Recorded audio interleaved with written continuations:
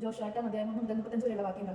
ആയി പട്ടണം നശിപ്പിക്കുന്നു. കർത്താവ് ജോഷുവോട് അരുളി ചെയ്തു, എല്ലാ യോദ്ധാക്കളെയും കൂട്ടി ആയി പട്ടണത്തിലേക്ക് പോകുക. ഭയമോ പത്രമോ വേണ്ട. ഇതാ, ഞാൻ അവിടുത്തെ രാജാവിനെയും പ്രജകളെയും പട്ടണത്തെ രാജ്യത്തെ നിന്റെ കൈകളിൽ ഏൽപ്പിച്ചിരിക്കുന്നു. ജെറിക്കോയോട് അവിടുത്തെ രാജാവിനോടും നീ പ്രവർത്തിച്ചതുപോലെ ആയിനോടും അവിടുത്തെ രാജാവിനോടും പ്രവർത്തിക്കുക. എന്നാൽ കന്നുകാലികളെയും കൊള്ളവസ്തുക്കളെയും നിങ്ങൾക്ക് എടുക്കാം. പട്ടണത്തെ ആക്രമിക്കുന്നതിന് അതിനും പിന്നിൽ പതിയിരിക്കണം.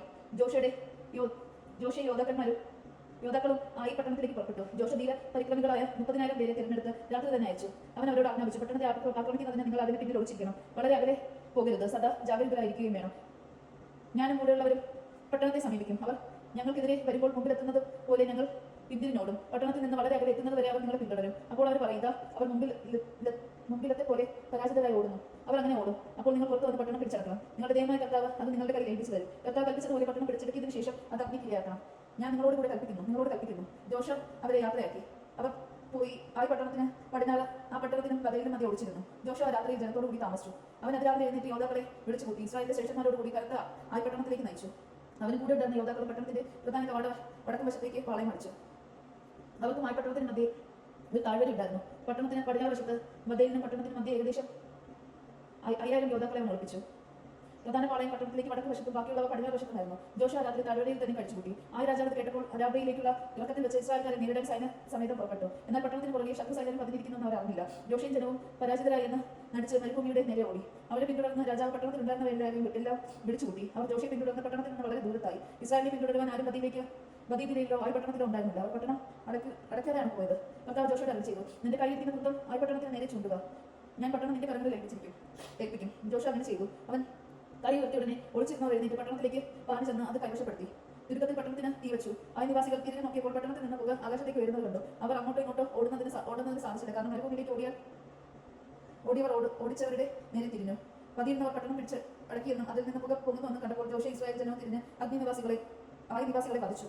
പട്ടണത്തിൽ കടന്ന ഇസ്രായേലിലും ശത്രുക്കൾക്കെതിരെ പുറത്തു വന്നു. നിവാസികൾ ഇസ്രായേൽക്കാരുടെ മധ്യത്തിൽ കുടുങ്ങി. അവരെ ഇസ്രായേൽ സംഭവിച്ചു.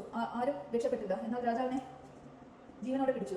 അവർ ജോഷയുടെ അടുക്കൽ കൊണ്ടുവന്നു. ഇസ്രായേൽ തങ്ങളെ പിന്തുടർന്ന് ആയി പട്ടണക്കാരെല്ലാം വിജനദേശത്ത് വെച്ച് സംഭരിച്ചു. അവസാനത്തെ ആൾക്കാരെ വാളിനിലയായി. പിന്നീട് ഇസ്രായേലിലെ ആൾ പട്ടണത്തിലേക്ക് മടക്കി ചെന്നു. അവശേഷിച്ചവരെയും വാളിനിലയാക്കി. ആയി പട്ടണത്തിലുണ്ടായിരുന്ന 12,000 സ്ത്രീ പുരുഷന്മാർ അന്ന് മൃതിയടഞ്ഞു. നിവാസികൾ പൂർണ്ണമായി നിഗ്രഹിക്കപ്പെടുന്നത് വരെ കുന്തം നട്ടുപിടിച്ചിരുന്ന തന്റെ കരങ്ങൾ ജോഷ പിൻവലിച്ചില്ല. കർത്താവ് ജോഷയോട് കൽപ്പിച്ചതനുസരിച്ച് ഇസ്രായേൽക്കാർ പട്ടണത്തിൽ നിന്ന് കന്നുകാലികളെയും കൊള്ളവസ്തുക്കളെയും എടുത്തു. അങ്ങനെ ജോഷ ആയി പട്ടണത്തിന് തീ വെച്ചു. അതിനൊരു നാശകുമാരമാക്കി. ഇന്നും അത് അങ്ങനെ തന്നെ കിടക്കുന്നു. പിന്നീട് രാജാവിനെ ഒരു മരത്തിൽ തൂക്കിക്കൊന്നു. സായാഹ്നം വരെ ജഡം അതിന്റെ മേൽ തൂങ്ങിക്കിടന്നു. സൂര്യാസ്തമയപ്പോൾ ശരീരം മരത്തിൽ നിന്ന് ഇറക്കി നഗരകവാടത്തിൽ വയ്ക്കാൻ ജോഷ കൽപ്പിച്ചു. അവർ അങ്ങനെ ചെയ്തു. അതിന് മുകളിൽ ഒരു കൽക്കൂമ്പാരം വരുത്തി. അത് ഇന്നും അവിടെ ഉണ്ട്. ജോഷ ഇസ്രായേലിന്റെ ദൈവമായ കർത്താവിന് എബാൽ മലയിൽ ഒരു ബലിപീഠം നിർമ്മിച്ചു. കർത്താവിന്റെ ദാസനായ മോശ ഇസ്രായേൽ ജനത്തോട് കൽപ്പിച്ചതുപോലെ മോശയുടെ നിയമഗ്രന്ഥത്തിൽ എഴുതിയിരിക്കുന്നത് പോലെയും ചെത്തി മിനുക്കാത്ത കല്ലുകൾ കൊണ്ടുള്ളതും ഇരുമ്പായുധങ്ങൾ സ്പർശിക്കുന്നതുമായിരുന്നു അതിൽ അവർ കർത്താവിന്റെ ദഹന ബലികളും സമാധാന ബലികളും നടത്തിച്ചു. മോശ എഴുതിയ നിയമത്തിന്റെ ഒരു പകർപ്പ് ഇസ്രായേൽ ജനത്തിന്റെ സാന്നിധ്യത്തിൽ ജോഷ അവിടെ കല്ലിൽ കൊത്തിവെച്ചു. അവിടെ ഇസ്രായേൽ ജനം തങ്ങളുടെ ശ്രേഷ്ഠന്മാർ, സ്ഥാനികൾ, ന്യായാധിപന്മാരും എന്നിവരോടും തങ്ങൾക്കിടയിലുള്ള വിദേശികളോടും സ്വദേശികളോടും കൂടി കർത്താവിന്റെ വാഗ്ദാന പേടകം വഹിച്ചിരുന്നു. ലേവ്യ പുരോഹിതന്മാർക്കെതിരെ ഇരുവശങ്ങളുമായി നിന്നു. അവരിൽ പകുതി ഗരിസിം മലയുടെ മുൻപിലും പകുതി എബാൽ മലയുടെ മുൻപിലും നിലകൊണ്ടു. കർത്താവിന്റെ ദാസനായ മോശ കൽപ്പിച്ചതുപോലെ അനുഗ്രഹം സ്വീകരിക്കാത്തവരായിരുന്നു ഇത്. അതിനുശേഷം അവൻ നിയമഗ്രന്ഥത്തിലെ വാക്കുകളെല്ലാം അനുഗ്രഹ വചസ്സുകളും ശാപവാക്കുകളും വായിച്ചു. മോശ കൽപ്പിച്ച ഒരു വാക്കുപോലും സ്ത്രീകളിലും കുട്ടികളിലും തങ്ങൾക്കും ഇടയിൽ ചാർത്തിയിരുന്ന പരദേശികളും അടങ്ങിയ ഇസ്രായേൽ സമൂഹത്തിൽ ജോഷ വായിക്കാതിരുന്നില്ല. ദൈവജനമാണ് നാം കേട്ടത്. നമുക്ക് ദൈവത്തെ സ്തുതിക്കാം.